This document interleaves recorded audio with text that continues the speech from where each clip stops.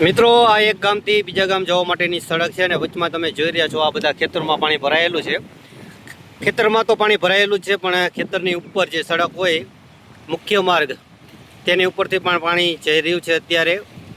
મિત્રો આજે તારીખ છે 1/8/2026 અને આજે રાતથી લઈ અને સવાર સુધીમાં ખૂબ સારો એવો નહીં પણ ભયંકર વરસાદ થઈ ગયો છે।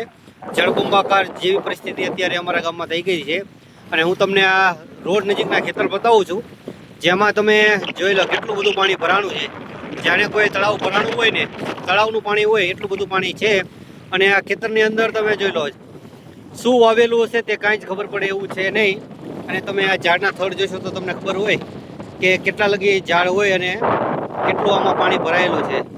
જોઈ લો રોડને એકદમ ટચ થવું છે તો એટલું બધું પાણી આવી ગયું છે અમારે એક જ રાતમાં।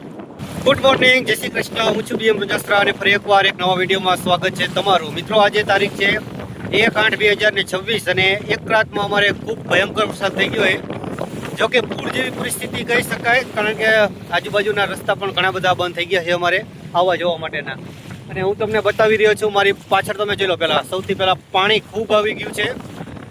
અને આ છે ખેતરનો નજારો, જેમાં તમે વિચારો આમાં શું વાયુ છે તે કોઈ ખબર પડે એવું નથી।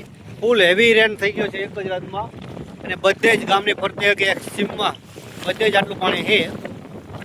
અને આની ખેતરમાં લગભગ 4 થી 5 ફૂટ પાણી ભરાણેલું હશે એટલો અંદાજ તમે જોઈ લો। બતાવું તમને બેક સાઈડમાં જુઓ તમે, આ ઝાડ છે ને, ઝાડનું થડ જુઓ તમે, થોડુંક જ ઉપર સુધી ભરતાઈ રહ્યું છે, બાકી બધું જ નીચે છે। તો ખૂબ હેવી રેન થઈ ગયો છે। તો તમારે કેવો વરસાદ છે તમારા ગામમાં તે પણ તમે મને કોમેન્ટ કરી અને જરૂર જણાવજો।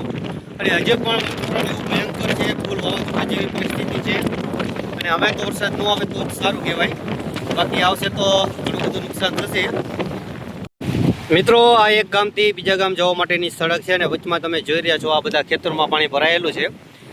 ખેતરમાં તો પાણી ભરાયેલું જ છે, પણ ખેતરની ઉપર જે સડક હોય મુખ્ય માર્ગ તેની ઉપરથી પણ પાણી જઈ રહ્યું છે અત્યારે।